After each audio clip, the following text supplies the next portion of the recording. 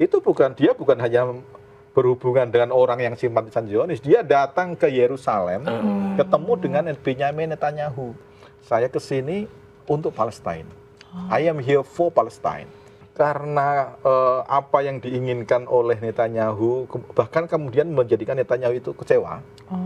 Sampai orang yang memfasilitasi dari satu organisasi yang memfasilitasi perjalanan Gus Yahya ke Yerusalem, itu dipecat dari organisasinya. Isunya kan memang itu buat membungkam kritik dari pemerintah. Gitu. Kembalikan ke pemerintah karena tambang itu dekat dengan isu perusakan lingkungan, minta kompensasi yang tidak merusak lingkungan. Ditukar. Jangan nambah. Ada tambang, tapi misalnya tapi apa nih? Investasi haji, perumahan haji, yang sesuai dengan karakternya. Ada juga. Saya kira saya mengambil hikmahnya juga dengan ada peristiwa ini. Banyak muncul gagasan-gagasan baru yang dulu nggak ada, tiba-tiba dengan kasus ini gagasan-gagasan baru muncul. Gitu. Pengelolaan aset gitu kan.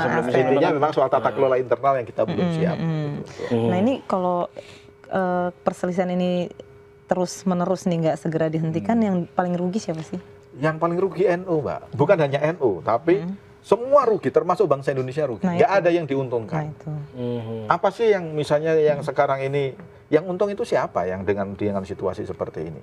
Ya mungkin ada orang satu dua yang di backstage itu. Yang di backstage tadi itu, yang nggak terlalu kelihatan, dia merasa agendanya berjalan, dia menang dan segala macam. Tapi untuk NU-nya nggak ada yang diuntungkan. Ini kan sudah jelas-jelas. Misalnya meskipun dia ini untuk keselamatan NU, untuk atas nama NU, tapi ya faktanya perbaikan gitu. Untuk perbaikan faktanya sudah kemana-mana terjadi persoalan. Dan tuduhan-tuduhan yang tadi itu juga belum terklarifikasi. Menang jadi arang, kalah jadi abu. Betul, itu ya. Menang jadi arang, kalah jadi abu, ya itu peribahasa yang lama. Kita recall lagi ya, Pak, peribahasa yang lama. Tapi kalau menurut Gus sendiri, solusi yang terbaik sebenarnya jangka pendek dulu deh untuk meredam ini apa nih? Kalau jangka saya panjang memang ini kan kristalisasinya sudah sangat kelihatan ya. Roy Isam sudah menunggu PC, tapi Gus Yahya juga melakukan konsolidasi dan beliau selalu mengatakan saya akan tetap jalan. Gitu. Jalan itu kan konsekuensinya kan pecah. Iya, konsekuensinya bisa ada perpecahan di situ. Nggak ada yang menyelamatkan ini. Nggak ada. Menurut saya pilihannya ya dua aja, mau islah atau pecah. Itu kan sangat disayangkan kalau sekelas NU pecah sih. Iya, nggak ada yang diuntungkan kalau situasi ini, nggak ada yang diuntungkan. Makanya sih menurut saya sayang banget. Pelan-pelan menurut saya memang harus dicarikan mekanisme rekonsiliasi. Dan rohnya, standar moralnya itu sudah diberikan oleh Mustasyar. Itu para sesepuh yang kemarin ketemu di Tubuh Ireng itu sudah memberikan masukan, termasuk Kiai Ma'ruf Amin. Beliau Kiai Ma'ruf Amin tegas menyampaikan bahwa memberhentikan ketua umum sebagai mandataris nggak bisa hanya menggunakan rapat harian. Itu inkonstitusional.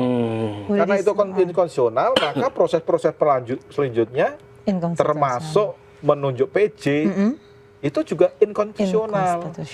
Padahal PJ-nya ini yang sekarang ditunjuk PJ itu keponakannya Kiai Ma'ruf Amin.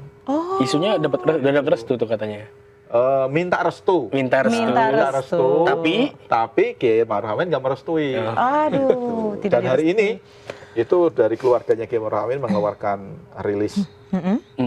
Tadi malam kan Kiai Zulfa menyampaikan saya sudah minta restu ke Kiai Ma'ruf Amin karena beliau paman saya. Nah, itu kan kemudian media memberitakan kan dapat restu.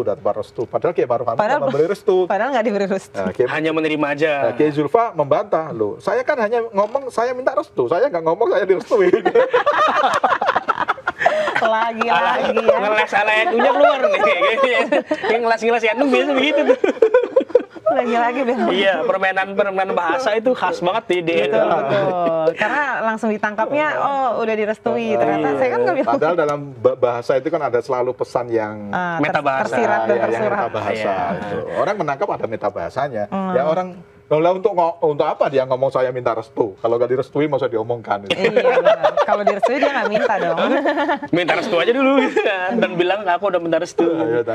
Tapi kalau menurut Prof sendiri sosok Kiai Zulfa ini gimana? Saya berteman baik sama Kiai Zulfa. Beliau seorang kiai muda yang Saya melihat beliau orang yang ke depan salah satu rising star di NU lah. Rising star nih. Beliau ini apa namanya, kiai yang dia tidak belajar kemana-mana, hanya di pondok pesantren. Oh, Dan pondok pesantrennya itu di tempatnya Ki Sahal di Pati ya. di Pati. Beliau hanya belajar di sana, tapi wawasannya Kemana-mana bagus, sekali. beliau ceramah kemana-mana dan lain sebagainya. Gitu. Tapi memang untuk hal organisasi ya, saya kira tidak cukup hanya dengan mengandalkan itu, tapi ya mekanisme internalnya juga harus ditaati. Secara pribadi saya hormati pada beliau. Oke, ini sebelum kita ngomongin lebih jauh lagi, saya mau baca komen di netizen nih di YouTube. Dari Grote Namen, kenapa Rais Am begitu marah dengan Gus Yahya? Itu kan yang ditangkap oleh oleh masyarakat mungkin lah. Kok kayaknya Rais Am itu kok marah banget gitu sama Gus Yahya? Apakah hanya 3 problem itu yang disampaikan di front stage itu, atau memang ada hal lain yang menyebabkan Gus Yahya itu kayaknya apa ya, marah Rais Am itu? Kalau ke marah itu kan berarti yang objek marahnya itu yang harus kita lihat. Objek marahnya itu ya yang di front stage itu dulu. Misalnya soal gini, Yang mengundang narasumber itu. mengundang narasumber seorang dia bukan Zionis, tapi dia orang Amerika yang mendukung Zionisme, tapi dia sendiri bukan Zionis. Di acara AKNNU, yang itu Gus Yahya sudah mengakui hilaf dan dia minta maaf. Dan sudah minta maaf juga. Minta maaf itu saya kira semuanya sudah tahu.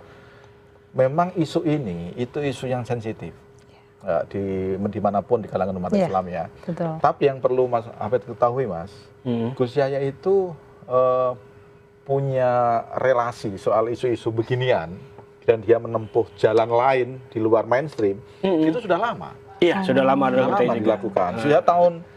Dia tahun 2012, 2011 dia sudah melakukan berbagai macam komunikasi, termasuk tahun 2018 itu dia bukan hanya berhubungan dengan orang yang simpatisan Zionis, dia datang ke Yerusalem ketemu dengan Benyamin Netanyahu.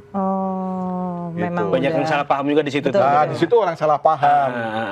Ketemu dengan Netanyahu, asumsinya dia mendukung betul. Zionisme. Yang orang nggak tahu, Gus Yahya ke sana ngapain?